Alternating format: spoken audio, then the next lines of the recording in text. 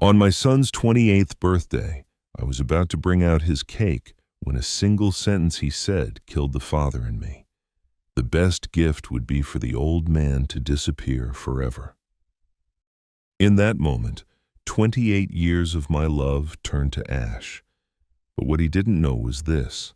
When a father's heart breaks, an engineer's mind takes over to construct one final lesson, a lesson in loss.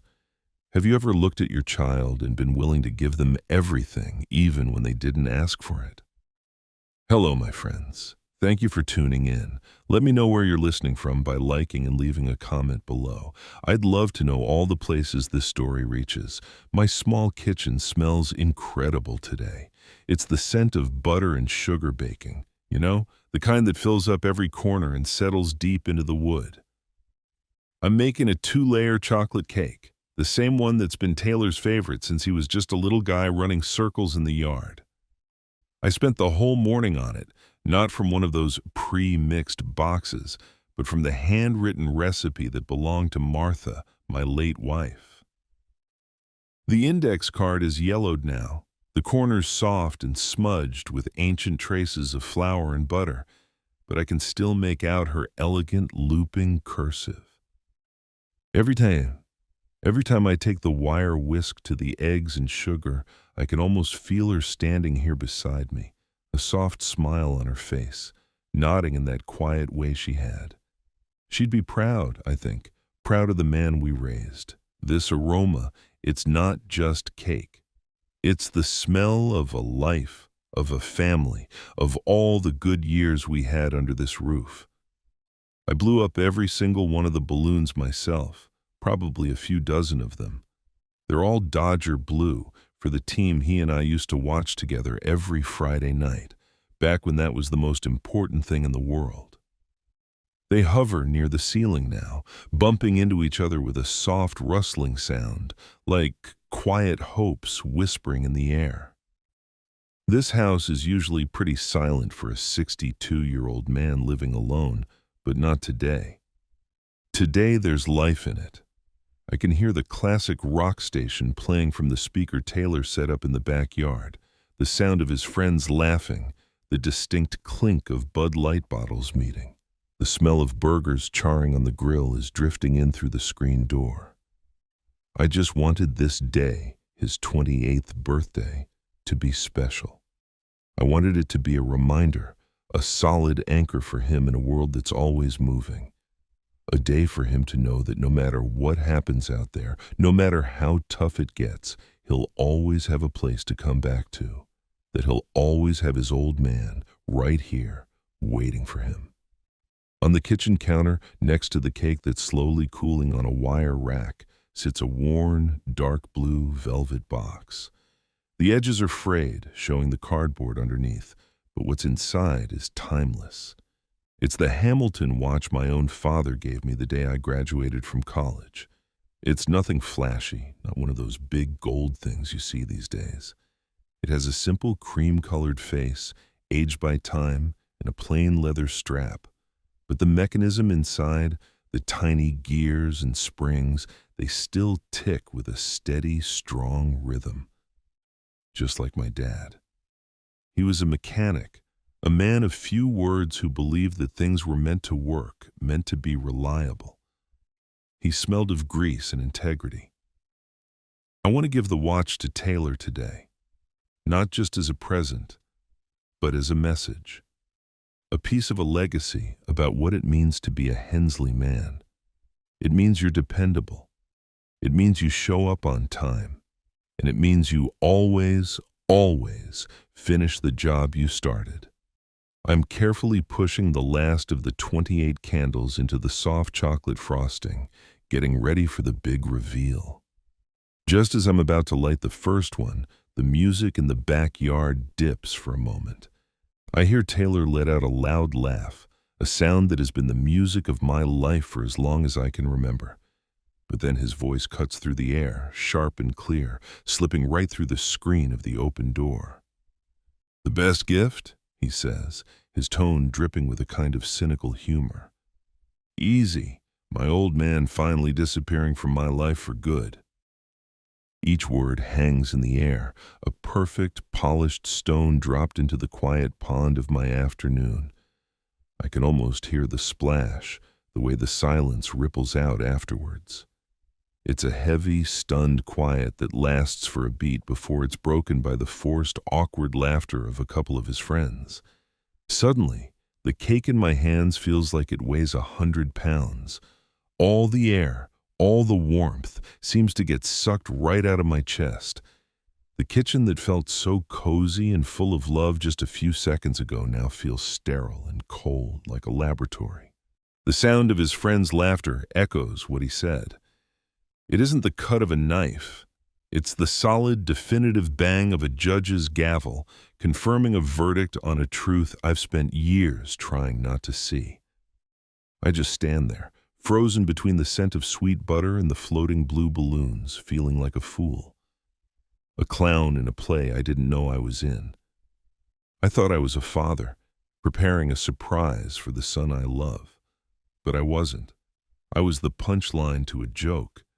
I had become invisible in my own home. The strange thing is, I don't feel anger. Anger needs fuel. It needs something to burn. But all I feel inside is a hollowed-out emptiness, a vast and chilling void. 28 years of sacrifice. All those nights pulling overtime at the auto shop so he could have the best sneakers. Driving that beat-up Ford so he could have a new car for his high school graduation. All of it. Every single memory, bundled up and tossed aside in a single, careless sentence. My hands are steady as I gently place the cake back down on the counter. The candles on top are still unlit, but something deep inside me, a quiet, warm flame I'd been tending for nearly 3 decades, has just been snuffed out. And in that new, sudden darkness, I can feel something else starting to turn over. A different kind of engine, cold and precise, just beginning to tick. I pushed the screen door open and stepped out into the backyard. The screech of the rusty hinge was the only sound. All the laughter, all the music. It just stopped, cut off as if by a knife. The whole group, maybe 10 or 12 of them, turned to look at me, and in their eyes, I wasn't a person. I was an interruption, a ghost at the feast. Taylor, my son, was leaning against the fence with a half-empty bottle of beer in his hand.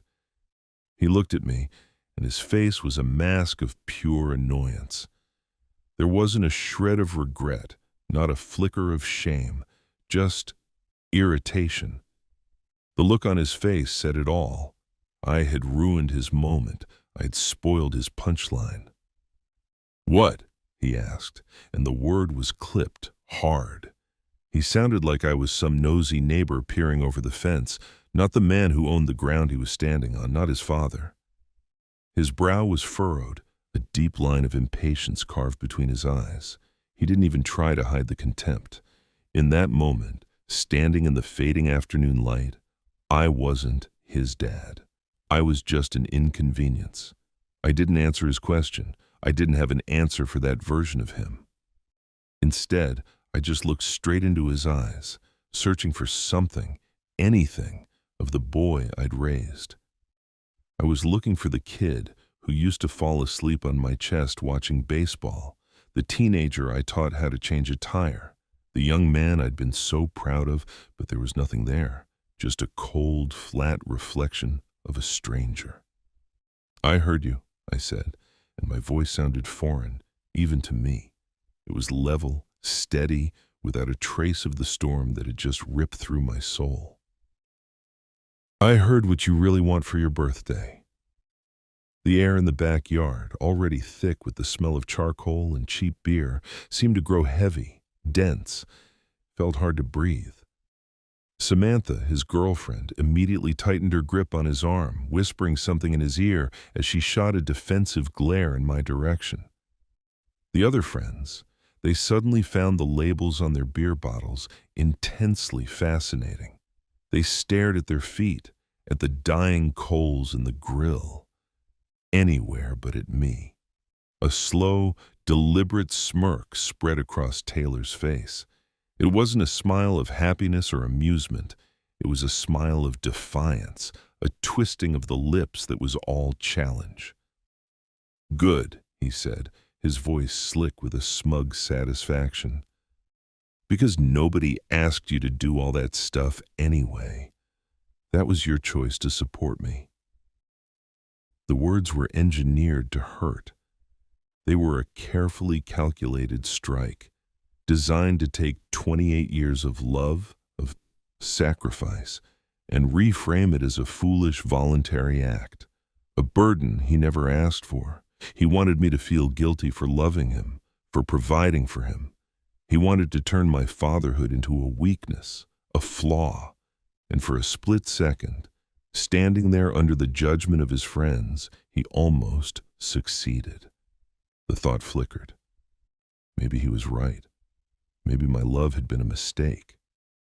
That's when Mike chimed in. He was one of Taylor's closest friends, a kid I'd let crash on my couch for the entire summer 2 years ago when he had nowhere else to go.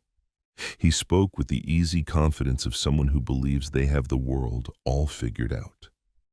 "Come on, Mr. Hensley," he said, his tone condescending. "That's just old-school boomer thinking. Taylor just wants his own space to live his own life." He said boomer like it was a dirty word. He dismissed everything I stood for, family, responsibility, gratitude, as an outdated relic, an antique curio to be mocked. I watched as the rest of the group nodded in agreement, a silent chorus of consensus. They formed a solid wall of disdain, a united front of youthful arrogance. And I was standing on the other side, completely alone. But this public humiliation, this coordinated assault on the very foundation of my life, it did something unexpected. It wasn't pain anymore. It was like a switch being flipped in a dark room. A cold, clean current of electricity shot up my spine. The hurt was gone, burned away. In its place was a clarity so sharp it felt like ice. I was no longer a grieving father. I was a mechanic again, looking at a broken machine. I was an engineer facing a structural failure that required an immediate and decisive solution. My gaze swept across the yard, across the faces of these strangers who were enjoying my hospitality while insulting my existence. "All right," I said, my voice remaining unnervingly calm. "The party's over. Everyone, please leave my house, now." Taylor took a step toward me, his face flushed with a mixture of anger and alcohol. "You can't do that," he practically roared, his voice cracking with disbelief. "This is my house, too." And there it was. That was the core of the malfunction, the fundamental miscalculation. He had lived here for so long, been provided for so completely, that he had confused permission with ownership. He mistook my generosity for his entitlement. He thought he had rights, but all he really had were expectations. And I, as the chief engineer of this failed project, was about to conduct a system-wide course correction. After they had all shuffled out, a clumsy, resentful retreat that left the backyard littered with the casualties of a celebration. Red plastic cups, grease-stained paper plates, a half-eaten burger left on the grill. The house fell back into a silence that was louder than the party had ever been. It was a heavy, suffocating quiet, the kind that presses in on you, making the air feel thick in your lungs. The only sound was the low hum of the refrigerator, a lonely mechanical heartbeat in a home that had suddenly died. The Dodger blue balloons still floated against the living room ceiling, bumping listlessly into one another. They'd lost their festive buoyancy. Now they just looked like giant glossy teardrops, a silent mocking tribute to a birthday wish that had curdled in the air. I sank down into my old lazy boy recliner, the springs groaning in protest. The leather is worn smooth and cracked on the armrests, molded to the shape of my body over thousands of evenings. This chair had been my silent partner for years, A front row seat for watching Taylor grow from a wobbly toddler taking his first steps on that very rug to the man who had just shattered my world in the backyard. I remembered him as a little boy, curled up asleep against my chest in this chair, his small hand clutching my shirt, his breath warm and sweet. The memory was a ghost, a faint whisper from a life that no longer felt like mine. I didn't cry. I don't think I had any tears left in me. The well had run dry, leaving nothing but a hollow ache. Instead, I just looked down at my own two hands, resting them on my knees. They're a roadmap of my life, a testament to a lifetime of work. The knuckles are thick and scarred, the palms a landscape of calluses built from decades of working with machinery, of wrestling with stubborn bolts and hot engines. There are small, silvery scars from slipped wrenches and sharp metal edges that have long since healed over. These hands, they fixed everything. They rewired the faulty lamp in the living room, patched the leaky faucet under the kitchen sink, and rebuilt the engine in Taylor's first car, a beat-up old Chevy. I can still feel the satisfying click of the socket wrench as the final bolt tightened. These hands fixed his first three-wheeled bicycle when the chain slipped off, patiently showing him how the gears worked. They assembled his crib late one night before he was born, the smell of fresh pine and varnish filling the nursery, each screw tightened with a prayer for his future. They are the hands of a builder, a provider, a man who makes things work. And in the crushing silence of my living room, surrounded by the ghosts of a party that never was, a realization hit me with the force of a physical blow. These hands had built everything around me, but they had also built something fundamentally, dangerously wrong. I had spent 28 years constructing a man, but I'd done it with a flawed design, a catastrophic oversight. I had built him without a foundation of respect, without a steel framework of gratitude. I'd poured the concrete of unconditional love, raised the walls with unwavering support, and furnished the rooms with every spare dollar I ever made. I had used the best materials I could find, but I had ignored the most critical part of the blueprint, the part that teaches a man how to stand on his own, how to value the structure that shelters him. The project I called Taylor Hensley was a structural failure. The load-bearing walls of character were missing, and the entire edifice was unstable. A good engineer, a good mechanic, knows you don't just slap some plaster over a crack in a faulty foundation. You don't just put a new coat of paint on a wall that's about to collapse. That's a fool's game, a temporary fix that guarantees a bigger disaster down the road. Doing that only delays the inevitable. No. A good engineer assesses the damage, accepts the reality of the situation, and then he makes a new plan. He understands that sometimes the only way to build something that will last, something strong and true, is to first conduct a controlled demolition. You have to tear down the flawed structure. You have to clear the site to make way for something new. Taylor's request had been perfectly clear: for me to disappear from my life for good. I had first heard it as an insult, a vicious emotional attack, but now in the cold light of this new clarity, I heard it differently. It wasn't a cry of pain. It was a technical specification, a project goal, and I was going to execute it, precisely, efficiently, and with no room for sentiment. That part of the job was over. I pushed myself up from the chair. My movements felt steady, deliberate, powered by a purpose so clear it was chilling. I walked through the living room, my work boots silent on the carpet. The linoleum of the kitchen floor felt cold and hard under my feet. I went to the old beige rotary phone mounted on the wall, the same phone I'd used to call the doctor when Taylor had a dangerously high fever as a little boy, the one I'd answered 1,000 times to hear his teenage voice asking for a ride home. Its plastic casing was yellowed with age, a relic from another time. I picked up the heavy receiver, feeling its familiar solid weight in my hand. My first call wasn't going to be to a friend for comfort or a family member for advice. There was no one to call for that. This was a procedural call, the first formal step in a long and terrible project. My calloused finger found the first hole in the rotary dial and began to turn. The clicking sound was loud in the empty house, each number a definitive mechanical step forward. "Yes. Hello," I said when a calm voice finally answered.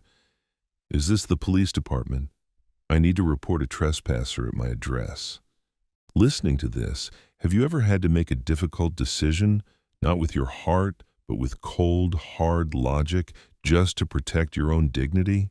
Share your story in the comments below. I'd like to hear it. It took 20 minutes. 20 minutes of sitting in that deafening silence before the flashing blue and red lights swept across my living room walls, painting streaks of cold, official color over the family photos on the mantelpiece. A patrol car had pulled up to the curb, its arrival both a relief and a final, terrible confirmation of the path I was now on. I was waiting for them at the front door, the porch light on, just as I had waited up for Taylor on countless nights when he was a teenager. I opened the door before they even knocked. I invited the two officers inside. One was older, with tired, deep-set eyes that had seen too many of these domestic tragedies play out in quiet suburban living rooms. The other was younger, his uniform crisp, his face still holding a hint of the academy's earnestness. He looked like he still believed he could fix things. I led them into the living room, the blue balloon still bumping gently against the ceiling above us. I explained the situation, my voice steady, detached, as if I were reporting a technical malfunction on a piece of machinery. I told them that my son, a 28-year-old man, was present in my home against my express wishes. I told them I had verbally requested that he leave the premises multiple times and that he had explicitly refused to do so. I didn't raise my voice. I didn't show any emotion. I laid out the facts one by one, like a series of irrefutable data points. I am the legal owner of this property. There is an unauthorized individual within its boundaries. It was a simple, transactional statement of fact. Right on cue, as if summoned by the drama, the back door slammed shut and Taylor stormed back inside, probably after seeing his friends off. He stopped dead in the middle of the kitchen when he saw the two uniforms in the living room. His face went through a rapid series of expressions, confusion, then disbelief, and finally, a surge of pure, unadulterated rage. "What the hell is this?" he shouted, his voice echoing in the quiet house. The shock in his eyes curdled into fury. "You actually called the cops on me? Are you insane?" He looked at me then, and his gaze was filled with a loathing so profound it was almost impressive. He looked at me like I was a monster, a traitor who had committed the ultimate act of betrayal. In his mind, the bonds of family were supposed to be a shield he could use, a justification for any behavior. He simply could not comprehend that he had been the one to shatter that shield. I didn't say a word. I let his accusations hang in the air, knowing that sometimes silence is the most powerful response. It gives a man nothing to push against, nothing to fight. Instead of engaging, I turned and walked calmly into my small home office, the one just off the hallway. I opened the bottom drawer of my filing cabinet and pulled out a thick manila folder. I walked back to the living room and placed the folder on the coffee table with a soft, definitive thud. I opened it and spread the contents out for the officers to see. The deed to the house, crisp and official. The most recent property tax statements paid in full. Every document, every line, clearly bore one name: Riker Hensley. "Officers," I said, my voice still level, "this is proof of my sole ownership of this property. The individual in question is an adult tenant at will. I've asked him to leave. He has refused. According to the laws of this state, that constitutes criminal trespass. The older cop let out a long, weary sigh. This was the part of the job he hated. He glanced from the papers on the table to Taylor, who was now just standing there, vibrating with anger, then back to me. "Son," he said, his voice holding no malice, only the heavy weight of authority. "You heard your father. This is his house. The law is very clear on this. If he asks you to leave, you have to leave. It's not a negotiation." But Taylor, fueled by a potent cocktail of arrogance and Bud Light, wasn't built for retreat. He had never had to back down a day in his life within these walls. "I'm not going anywhere!" he screamed, his face turning a blotchy red. And then the dam broke. A torrent of verbal abuse poured out of him, a filthy stream of insults and profanity. He called me every name a son should never call a father, each word meant to cut, to wound, to reestablish the dominance he felt slipping away. But it was just noise now. His aggression sealed his fate. The younger officer, all business now, took a step forward. "Sir, you are creating a public disturbance. You need to calm down and cooperate. If you fail to comply, we will be forced to place you under arrest." Taylor just screamed louder, a wordless roar of frustration. And so, they did exactly what they said they would. The sharp metallic click of the handcuffs ratcheting shut was the loudest sound I had ever heard in that house. I stood by the front window, watching as they led my son, my only child, out of the house I had bought with a lifetime of sweat and overtime, the house I had raised him in. His hands were cuffed behind his back. I felt no victory. I felt no satisfaction. I just felt a cold, sharp, and absolute necessity. This was the first step of the demolition. The faulty structure had been removed from the site. The clearing of the foundation had begun. I knew I had a small window of opportunity, a project timeline dictated by the slow grinding gears of the local justice system. Based on my understanding, for charges like disorderly conduct and resisting an officer, Taylor would likely be held for a few days before he could even see a judge for bail. Best case for him, worst case for me, he'd be out in 72 hours. More likely it would be a week, maybe 2, before everything was processed. That was my window. The morning after the arrest, I didn't allow myself to hesitate. At 8 o'clock sharp, as soon as their office opened, I called a local Century 21 realtor. I'd seen her face on for sale signs all over the neighborhood for years. When a woman's voice answered, I got straight to the point. "My name is Riker Hensley," I said, my tone as level as if I were ordering a replacement part for an engine. "I need to sell my house. I need it done fast.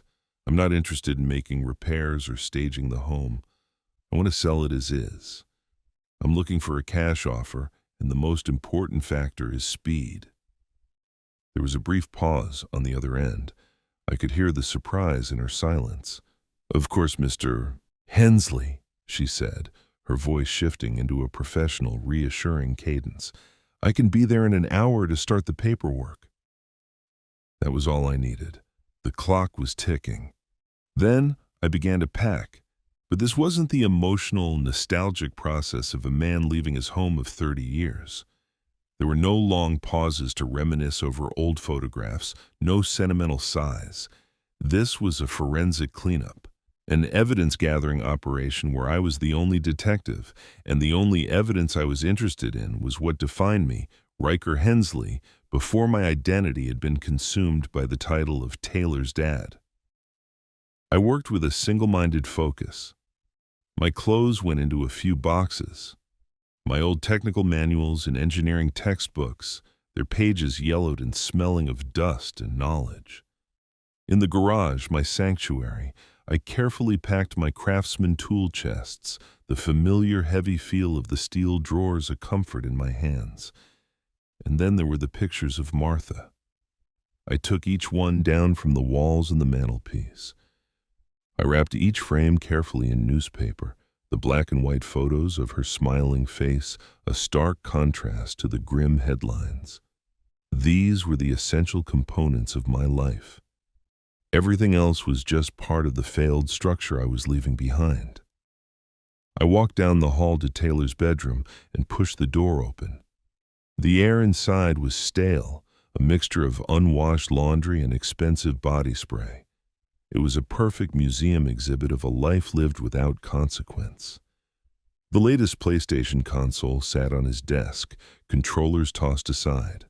A mountain of brand-name sneakers, Jordans, Nikes, was piled in the corner, some still in their boxes. Clothes were strewn across the floor, on the chair, spilling out of an overflowing hamper. Everything in that room, every single object, had been purchased with my money, earned during long shifts and overtime hours. They were the physical manifestation of my sacrifice. But they didn't belong to me. I felt no connection to them, no anger, not even sadness. They were simply the inventory of a failed subsidiary that was being liquidated. I looked at it all for a moment. Then I quietly pulled the door shut.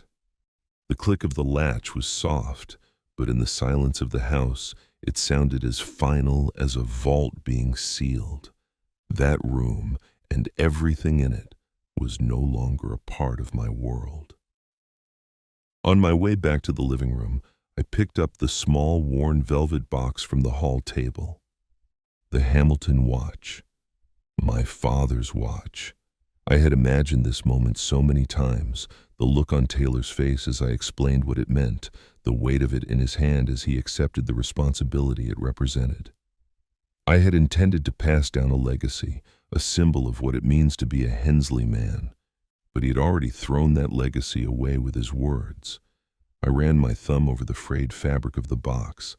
A legacy isn't something you can force on someone. It has to be earned. It has to be wanted. This one would not be destroyed. It would simply go unclaimed. I placed the box gently into a carton I had marked keepsakes alongside Martha's pictures. Maybe someday there would be someone worthy of it. Or maybe it would just stay with me, a reminder of the standards I refused to lower. I worked without stopping, like a machine on an assembly line. There was a rhythm to it. Fold, pack, tape, lift, carry, stack. I didn't allow my mind to wander. I didn't allow emotion to interfere with the process. Each box was sealed with packing tape and then labeled with a thick black Sharpie in clear block letters. Books, tools, kitchen, memories. Every item had its place. This was my final project in this house, the systematic, orderly disassembly of a life. It was a job that required precision, focus, and absolutely no room for hesitation. By the end of that first weekend, a small miracle occurred. The realtor called. A young couple looking for their first home had walked through the day before. They loved the big backyard, she said. They were eager to start a family. They made a cash offer just below my asking price. I accepted it without a counteroffer. They had no idea that the lawn they pictured their future children playing on was the very same ground that had served as the stage for the greatest betrayal of my life. But that didn't matter anymore. The past was no longer my concern. The house was just an asset on a balance sheet, and I had just liquidated it. For years, that garage was my sanctuary. A place where I could fix, build, and put the world back in order with my own two hands. Do you have a place like that? A workshop, a garden, or a quiet reading nook? Tell me about your sanctuary in the comments. I wasn't there when Taylor was released. I didn't need to be. I was already a few hundred miles away, my old Ford F-150 eating up the highway, the few boxes that constituted my life rattling softly in the truck bed behind me. The monotonous hum of the tires on the asphalt was a kind of therapy, each mile marker a small victory, another link broken in the chain that had bound me to that house for 3 decades. But in my mind, with the cold, clear logic of an engineer, I could see the whole scene unfold. I had designed this process, after all. I had calculated the variables. his arrogance, his dependency, his shock, and I could predict the outcome with near certainty. It was less a matter of emotional drama and more a simple, inevitable law of physics. For every action, there is an equal and opposite reaction. He would have taken a cab or an Uber from the county jail, blinking in the harsh afternoon sun, the stale air of his holding cell still clinging to his clothes. He'd be stewing in a broth of resentment and self-pity, blaming me for the humiliation. He would have been annoyed, inconvenienced, but underneath it all, he would have been expecting to return to the comfortable baseline of his life. He would have been anticipating a confrontation, yes. He would have pictured me there in my recliner, angry, ready to yell, maybe even give him the silent treatment for a week. But I would still be a familiar presence, a fixed point in his universe, the unmovable object his unstoppable force had always bounced off of. He would expect a fight, a blow-up, and then, eventually, a slow, grudging return to normal, where his transgressions were silently absorbed. That was the pattern. It had been the pattern for 28 years. He had no reason to believe the fundamental mechanics of his world had changed. But the first thing to greet him wouldn't be my truck in the driveway or the smell of coffee brewing. It would be the jarring splash of color on the front lawn, the bold, cheerful yellow and red of the Century 21 sold sign, driven deep into the grass I had spent every Saturday mowing. That sign would be the first data point that didn't fit his equation. It would hit him not as a fact, but as an affront, a violation, a moment of pure cognitive dissonance. He'd probably think it was some kind of sick joke, a ridiculously over-the-top bluff from the old man, designed to teach him a lesson. He would have quickened his pace, a surge of anger masking the first cold tendrils of fear that were starting to creep up his spine. He'd tell himself it was just a threat, a tactic. He would have marched right up the concrete path, ignoring the sign, and reached into the pocket of his jeans for the familiar weight of his key ring. His fingers would find the house key without even looking, a piece of metal he had carried since he was a teenager, its edges worn smooth. He'd jam it into the lock with angry force, ready to storm in and demand an explanation. But the key wouldn't turn. It would go in only part way and then stop with a hard, metallic finality.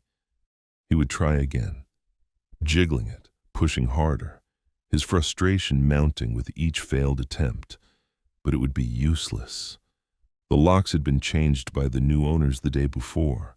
The tumblers no longer recognized him. His house, his fortress of complacency, his lifelong sanctuary, had sealed itself against him. That front door didn't just lock him out physically. It locked him out of his entire past, his support system, his very identity. That's when the real panic would have set in. The anger would evaporate, replaced by a frantic, scrambling fear. He'd pull out his phone, his thumb swiping frantically across the screen. He would call me first, of course. He'd mash the call button, expecting to hear my ringtone, ready to unleash a torrent of rage. But there would be no angry voicemail greeting, no chance to leave a string of furious messages. He would only hear the cold, impersonal voice of the automated system. The number you have dialed is no longer in service. I had canceled it that morning. It was a loose end that needed to be tied up. Then he would start down his list of friends, Mike, Jason, the guys who had been laughing at his cruel joke just a few days before. He'd explain the situation, his voice probably cracking with a desperation he didn't know he was capable of. And they would listen. They would say, "Whoa, dude, that's messed up." Or, "Man, your dad went nuclear." But their sympathy would be a shallow pond. They would offer excuses, not invitations. Mike would say his parents were in town. Jason would claim his landlord was strict about guests. Their loyalty, he was about to learn, had been built on a foundation of my backyard, my grill, and my free Bud Light, not on any real hardship. And so, for the first time in his 28 years of life, Taylor Hensley would be utterly, completely alone, standing on a public sidewalk in front of a house that was no longer his, with his entire life, his clothes, his video games, his past, locked away inside, owned by strangers. He had gotten exactly what he wished for. He had wanted me to disappear from his life for good. He was free. But I doubt he ever considered that true freedom, when it's handed to you in its purest, most absolute form, could feel so cold and so much like the four walls of a cage. I drove for 3 straight days. My old F-150, which had spent the better part of a decade making short trips to the hardware store or hauling Taylor's furniture from one apartment to the next, seemed to relish the open road. The engine hummed along contentedly. I didn't have a specific destination in mind. For the first time in my life, there was no blueprint. There was just the long, straight ribbon of Interstate 80 stretching west and the honest, gravelly voice of Tom Petty on the classic rock station. Learning to fly, but I ain't got wings. The lyrics had never hit me quite like that before. The money from the sale of the house, my life's single greatest investment, was now just a number sitting safely in a newly opened bank account. It wasn't a fortune, but it was enough. It was freedom. For the first time in nearly 30 years, I wasn't mentally calculating someone else's expenses. No phone bills, no car insurance premiums, no unexpected emergencies that required a few $100s. The constant, low-level hum of financial anxiety that had been the background noise of my fatherhood had finally gone silent. The weight of that responsibility, a burden I hadn't even fully realized I was carrying until it was gone, had been lifted, and the lightness I felt was so profound it was almost dizzying. I finally pulled off the highway in a small mountain town in Colorado, a place called Grand Lake. I saw a sign for a place that rented cabins by the week or month and followed the winding dirt road. I rented a simple log cabin, sight unseen. It wasn't much. A sturdy bed, a small kitchenette with a 2-burner stove, and a wooden porch with 2 chairs that looked out over a lake so still and clear it perfectly mirrored the snow-dusted peaks surrounding it. The air here was different. It was thin and crisp, and even in the middle of summer, it carried a chill that felt clean and sharp in my lungs.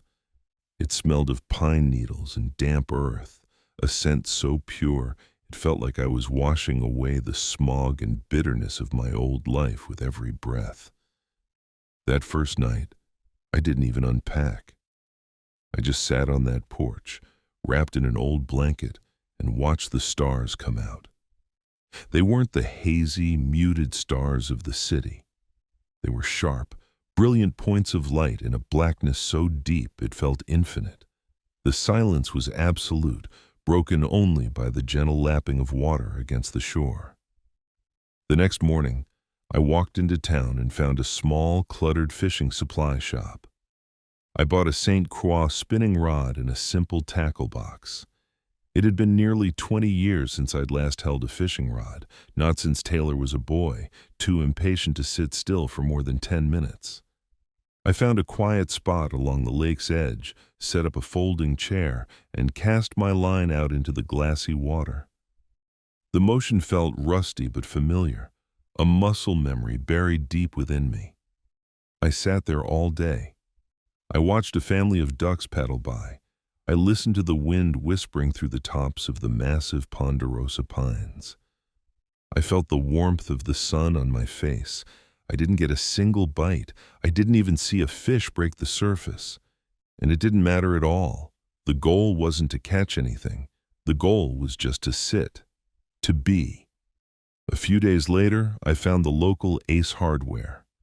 Walking through the aisles, smelling that familiar mix of sawdust, fertilizer, and paint, I felt more at home than I had in my own house for years. I didn't need any major equipment, not yet. I just bought a few simple woodworking tools, a good, sharp whittling knife, a small hand plane, a few blocks of sandpaper.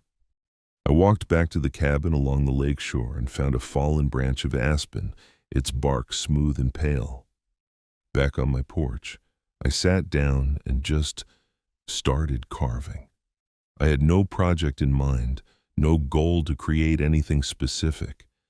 I just wanted the feeling of the blade peeling away thin curls of wood, the clean, slightly sweet scent of the fresh-cut timber filling the air. This is who I was. Before I was a provider, before I was a father, I was a maker. A man who understood the world through his hands, who found peace in the simple, honest act of shaping something raw into something new. I was rediscovering myself in these small, quiet moments. The simple pleasure of brewing a pot of coffee in the morning that was exactly as strong as I liked it. The satisfaction of reading a book for an hour without interruption. I wasn't Riker the father anymore. I was just Riker, a 62-year-old man learning to live for himself on his own terms. And the feeling wasn't loneliness. It was a profound and deeply satisfying solitude. It was the kind of freedom you build for yourself, piece by piece, not the toxic, destructive kind my son had been chasing. But I knew my work wasn't quite finished. My engineering mind knew that a project isn't complete until the final punch list is checked off. There was one last detail to attend to, one final lesson that needed to be delivered, not out of anger, but out of a cold, clear necessity.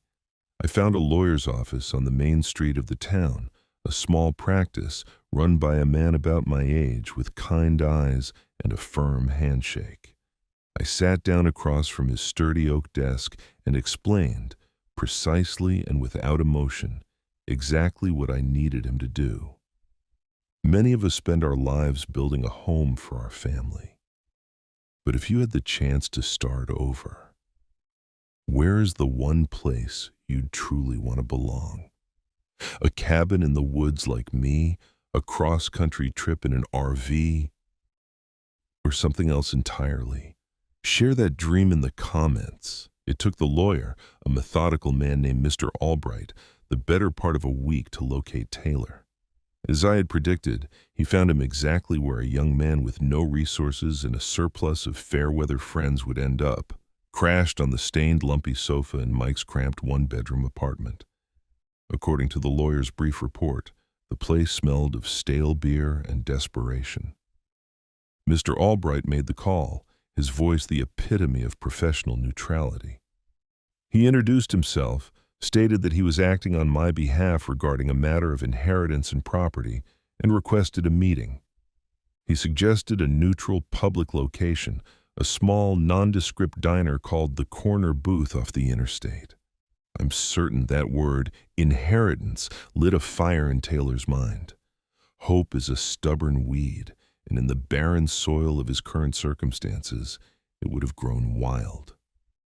I can picture him in the days leading up to that meeting, his mind racing, constructing a narrative that suited his needs.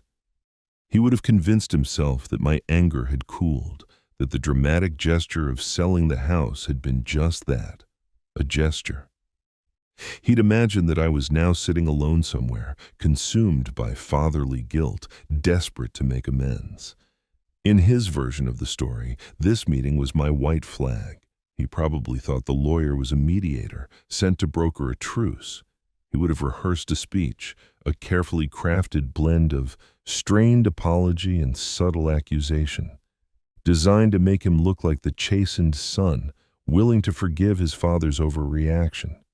He would have been thinking about the money from the house sale, envisioning a check with a lot of zeros, a fresh start funded as always by me. Hope is a difficult thing to kill, but sometimes it requires the clean, precise incision of a professional. Mr. Albright, following my instructions to the letter, arrived at the diner 10 minutes early. He chose a booth, ordered a black coffee, and waited. He was the perfect instrument for this task, a man with no emotional stake in the outcome, a simple conduit for a message. When Taylor finally walked in, likely with a swagger that didn't quite mask the anxiety in his eyes, he would have seen a calm, gray-haired man in a sensible suit. Taylor would have sat down, a mixture of defiance and expectation on his face, ready to negotiate the terms of his return to a life of comfort. The lawyer let the silence hang in the air for a moment before speaking. "Mr. Hensley," he said, his tone flat and professional, "your father, Riker Hensley, has retained me to ensure this is delivered directly to you." He then simply placed the small, worn, dark blue velvet box on the scuffed Formica tabletop, pushing it gently across the surface. Taylor would have stared at the box, confused. This wasn't a checkbook. It wasn't a set of keys to a new apartment. He would have picked it up, the familiar texture of the worn velvet under his fingertips. He opened the lid. There, nestled in the faded silk lining, was the Hamilton watch. My father's watch. His grandfather's watch. It gleamed quietly under the harsh fluorescent lights of the diner, its steady, mechanical heartbeat a silent testament to generations of reliability he had failed to comprehend. Tucked beside it was a small piece of paper, folded into a neat square. It wasn't a handwritten letter full of emotion and regret. It was a piece of standard, bright white printer paper, the text on it crisp and impersonal, printed from a computer. It was a memorandum. He would have unfolded the paper, his eyes scanning the few lines of text. There was no greeting, no "Dear Taylor."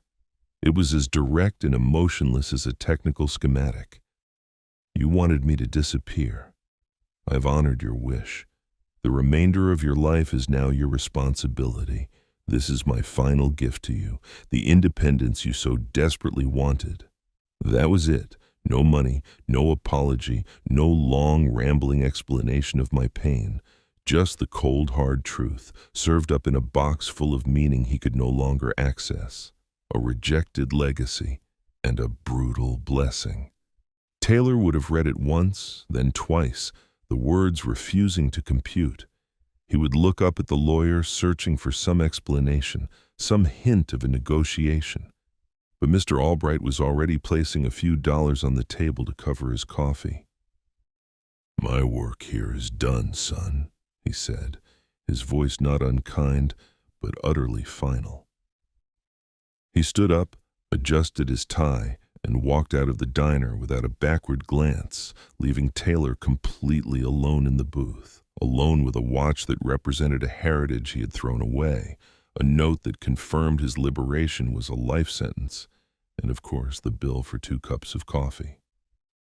I never spoke to Taylor again. After leaving Colorado, I changed my phone number, and for a long time I didn't have a fixed address to speak of. I just drove. But the world, for all its vastness, has a way of shrinking when it comes to family. News has a way of finding you, even when you're not looking for it.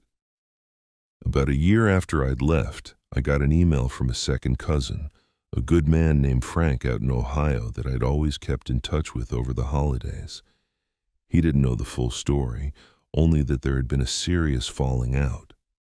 His email was cautious, just checking in, and near the end he mentioned he'd heard through the grapevine what Taylor was up to these days. The words appeared on my laptop screen, clinical and detached, as I sat in a small diner 1,000 miles away. They didn't stir any anger or sadness in me. They simply confirmed my calculations. He had been forced to get a job. For the first time in his 28 years on this earth, he had to work for a living. Not a career, not a position with a future, but a job. Manual labor at an Amazon fulfillment center on the industrial outskirts of the city.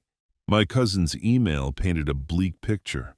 12-hour shifts on his feet, lifting, sorting, packing. A universe of concrete floors, fluorescent lights that hummed without end, and the constant deafening roar of conveyor belts. The kind of physically punishing work that I knew well, but that he had been so carefully shielded from his entire life. The minimum wage paychecks, once a theoretical number to him, were now a harsh reality, barely enough to cover his expenses. He was renting a single room in a shared house in a neighborhood where the nightly soundtrack was the distant, mournful wail of police sirens. I could picture it perfectly. The thin walls, the smell of other people's cooking, the profound lack of privacy. It was a world away from the quiet suburban street and the clean sheets I had always provided.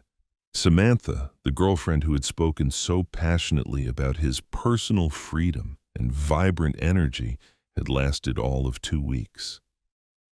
Her departure, I was told, was as predictable as the sunrise. Her particular brand of spiritualism, it turned out, was entirely dependent on a steady supply of free rent and expensive dinners. When the well ran dry, so did her enlightened support. His friends, Mike and Jason, the ones who had formed a wall of silent agreement in my backyard, also began to fade away. Their loyalty, it seemed, was directly proportional to the amount of Bud Light in my refrigerator. The invitations to hang out stopped coming. Their couches were suddenly unavailable. With no more backyard barbecues to crash, no free-flowing beer, no cool dad to quietly foot the bill for their entertainment, there was simply no reason for them to stick around. They weren't cruel about it. They just evaporated, like ghosts at dawn. For years, Taylor and his circle had treated me not as a person, but as a function. I wasn't a man with his own hopes, feelings, and limits. I was a utility. I was the provider, the ATM, the fixer. I was the silent, reliable infrastructure that made their comfortable lives possible. And when that machine finally went offline, the people who had only ever valued it for its output simply moved on to find another resource to exploit. It wasn't personal. It was just a simple, brutal lesson in economics. A lesson he was now learning every single day, with every box he lifted and every dollar he counted. He was living the exact life of independence he had so arrogantly demanded. There was no one to tell him what to do, no one to give him lectures about responsibility, no one to control his life. There was only the landlord who wanted the rent on the first of the month, the electric company that wouldn't accept excuses, and the cold, hard reality of having to stand on his own 2 feet for the very first time. He had gotten precisely what he wished for. He was free. Free from the burden of a father who loved him. I take no joy in his hardship. An engineer doesn't celebrate when a bridge he designed collapses, even if the failure was due to faulty materials he didn't choose. He simply observes the outcome, analyzes the points of failure, and learns from the results for future projects. My actions were not about revenge. Revenge is a hot, messy emotion. My actions were about physics. For every action, there is an equal and opposite reaction. Taylor had spent his life pushing against a wall of love and support, taking its strength for granted. When I finally stepped away, he didn't soar into freedom. He simply fell. I was taught that you have to work for what you want, that an honest day's labor is worth a fair wage, and that nothing is truly free. Is that an old-fashioned way of thinking? I'd really like to know your thoughts. Let me know in the comments. I still live in that cabin up in the mountains. A year or so after I first arrived, I bought it outright, along with the small parcel of land it sits on. This little patch of earth, with its handful of towering ponderosa pines and a well-worn path that winds down to the lake, is mine. It's the first thing I've truly owned for myself in a very long time. With my own hands, I built a small woodworking shop out back. It's nothing fancy, just a single room with a good roof, a sturdy workbench, and big windows that let in the morning light. But it's enough. It's got room for my table saw, my planer, and all the hand tools I've collected over the years. I make simple, honest furniture. Sturdy rocking chairs from oak, dining tables from rich, dark walnut, bookshelves from pine that smell of the forest. I sell them to folks in town and sometimes to the tourists who pass through in the summer. The work is slow, methodical. It keeps my hands busy and my mind clear. Sometimes when I'm running a piece of cedar through the planer and that sharp, clean scent fills the air, I think of Taylor. It's not a thought filled with anger or even the sharp sting of pain anymore. It's a quiet, profound sadness, the kind you feel when you look at an old photograph and realize the person smiling back at you is gone forever, even if they're still walking the earth. I don't mourn for the man he became. I mourn for the little boy who loved the smell of chocolate cake, the boy who used to hold my hand so tightly when we crossed the street. I mourn for the boy who got lost somewhere along the road and never found his way back. I don't hate him. It's strange to say, but I feel mostly nothing. The emotional connection has been severed, not out of spite, but out of necessity. Like a surgeon removing a diseased limb to save the body. The phantom limb may ache from time to time, but the body itself is finally healthy. And in that health, I've found clarity. I know I did the right thing. For 28 years, I thought love meant giving. I thought my job as a father was to be a bottomless well of support, money, and forgiveness. But I've come to understand that love, real love, isn't just about giving. Sometimes, the most loving thing you can do is to stop giving. Love is about teaching a lesson, no matter how painful. Love is allowing someone you care about to finally, truly feel the full weight of their own choices. That's not punishment. That's the only way a person can ever really grow up. You can't shield someone from gravity their whole life and expect them to learn how to stand. Sooner or later, you have to let them fall. And most importantly, I've learned that love for your child cannot come at the complete expense of love for yourself. Your dignity is not a renewable resource. It's not a doormat for others to wipe their feet on, not even your own flesh and blood. You can spend a lifetime building a world for your children, brick by painstaking brick. But you cannot, you must not, let them tear down the foundations of your own. Knowing when to walk away isn't an act of abandonment. It's the ultimate act of self-preservation. It's looking in the mirror and finally saying, my peace matters, my life matters. My legacy won't be a fine watch passed down to an ungrateful son. I've come to terms with that. My legacy is the quiet peace I've found here, on this mountain.